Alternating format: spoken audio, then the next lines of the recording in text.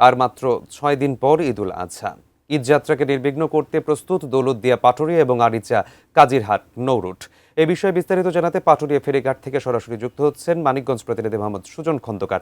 সুজন, পাটুরিয়া ফেরিঘাটে আসলে কি ধরনের নিরাপত্তা ব্যবস্থা নেওয়া হয়েছে? কারণ ঈদ যাত্রাকে ঘিরে সড়কপথ এবং রেলপথের পাশাপাশি নৌরুটেও কিন্তু আসলে যাত্রীরা তাদের নারীর টানে বাড়ির দিকে ফিরবেন।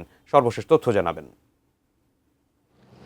জি, ধন্যবাদ আপনাকে। আসলে এই পাটুরিয়া দৌলতদিয়া নৌরুটে এবং পাশাপাশি আরিচা কাজিরহাট নৌরুটে কিন্তু ঈদে নারীর টানে বাড়ি ফেরা মানুষের ঈদ যাত্রা নির্বিঘ্ন করতে কিন্তু আমরা দেখেছি জেলা পুলিশের পক্ষ থেকে ব্যাপক নিরাপত্তা ব্যবস্থা নিশ্চিত করা হয়েছে। বিশেষ করে ঘাটে, অর্থাৎ যারা বাড়ি ফিরবে তাদের কোনো ধরনের দুষ্কৃতিকারী, বিশেষ করে মলমপাটের উৎপাতটা কিন্তু ঘাটে বেশি থাকে। এই ধরনের উৎপাত থেকে যাতে যাত্রীরা মুক্ত পায় বা মুক্তি হয়, এজন্য কিন্তু জেলা পুলিশের পক্ষ থেকে 4 ধরনের নিরাপত্তা ব্যবস্থা নিশ্চিত করা হয়েছে। সাদা পোশাকে এবং পোশাকেও কিন্তু পুলিশ থাকবে, আনসার থাকবে।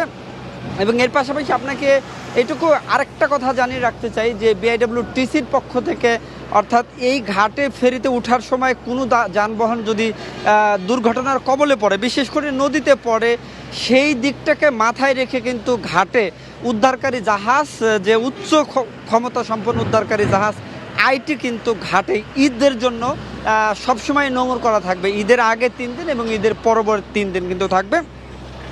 এর পাশাপাশি আপনাকে জানিয়ে রাখতে চাই আজকে শুক্রবার, আজকে সকাল থেকে অর্থাৎ 8টার সংবাদে আমি কিন্তু তেমন যাত্রী কিন্তু নারীর টানে বাড়ি ফিরতে দেখিনি, কিন্তু এই 9টার সংবাদে আমি দেখতে পাচ্ছিলাম যে নারীর টানে মানুষ কিন্তু বাড়ি ফিরতে শুরু করেছে। এবার নারীর টানে যে সমস্ত মানুষ বাড়ি ফিরছে তাদের জন্য দৌলতদিয়া পাটুরিয়া এবং আরিচা কাজিরহাট নৌরুটে টোটাল 23টি ফেরি কিন্তু ট্রাফিকে রাখা হয়েছে এবং সাথে রাখা হয়েছে 32টি কিন্তু লঞ্চ। সব মিলিয়ে যদি বলি, এবার যে সমস্ত মানুষ নারী টানে বাড়ি ফিরবে তাদের জন্য কিন্তু ঘাটে 2-1টা সমস্যা ছাড়া, বিশেষ করে সংযোগ সড়কের সমস্যা ছাড়া ফেরি ট্রাফিক ব্যবস্থাপনা যেরকম রয়েছে, এতে কিন্তু নিরাপদেই কিন্তু বাড়ি ফিরতে পারবে, কিন্তু এটা কিন্তু আমরা আশা করছি। এর পাশাপাশি আপনাকে একটা জানিয়ে রাখতে চাই, যে সমস্ত মানুষ আজকে ছুটির দিন বাড়ি ফিরছে তাদের কিন্তু একটা বরাবর অভিযোগ রয়েছে যে গাবতলী থেকে, অর্থাৎ যে সমস্ত লোকাল বাস, বিশেষ করে সেলফি এবং নীলাচল পরিবহন এই রোডগুলোতে বিশেষ করে লোকাল সার্ভিস দিয়ে থাকে, তারা কিন্তু অতিরিক্ত ভাড়ার অভিযোগ কিন্তু করছেন।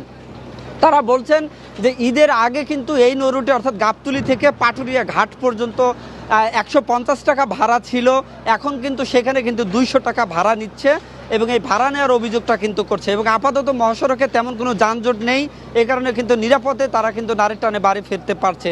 যে এই ছিল মানিকগঞ্জের এই পাটুরিয়া ফেরিঘাট থেকে এখনকার মতো আমার কাছে সর্বশেষ।